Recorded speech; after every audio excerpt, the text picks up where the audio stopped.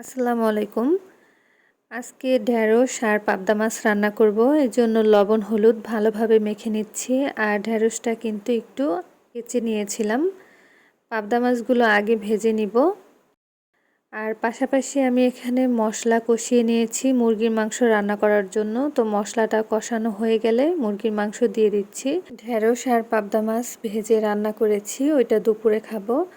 আর দুপুরেই আমি এই মুরগির মাংসটা রান্না করে নিচ্ছি। এই মুরগির মাংসটা রাতে খাবো, কারণ রাতে রুটি বানানো হবে, তাই ভাবলাম রুটির সাথে মুরগির মাংস দিয়ে খাওয়া যাবে।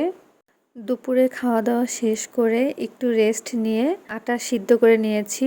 একটা প্যাড়া দিয়ে আমি গোল করে এরকম করে নিই, যাতে রুটিটা ভালোভাবে বানানো যায়। বানাতে বানাতে যেন অন্যগুলো ড্রাই না হয়ে যায়। এবার সামান্য গুঁড়ি দিয়ে আমি রুটি বেলে নেই। এই রুটিটা মূলত আমি বিকেলবেলা বানিয়ে নিতেছি, কারণ এই রুটি আমি রাতে খাবো। পাশাপাশি অনেকগুলো রুটি বানিয়ে নিয়েছি। দেখুন আমার রুটি কিন্তু অনেক গোল এবং পাতলা হয়, আর ভাজার সময় কিন্তু অনেক ফুলকো হয়। রুটি দিয়ে মুরগির মাংস দিয়ে রাতে খাবো, এজন্য রুটিগুলো বিকালেই বানিয়ে নিয়েছি, যাতে রাতে ভেজে নেওয়া যায়। আর এখানে কিছু আখ এনেছিল। অনেক দিন যাবতেই আখ খেতে মন চাইছিল, কিন্তু ভালোটা পায় নাই দেখা আনতে পারে নাই।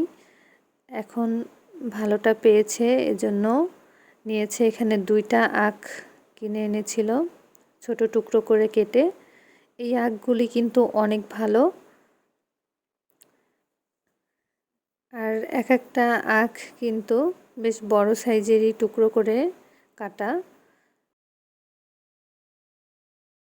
ভিডিওটি ভালো লাগলে অবশ্যই লাইক, কমেন্ট আর শেয়ার করতে ভুলবেন না। আজ এখানেই বিদায় নিচ্ছি। আল্লাহ হাফেজ।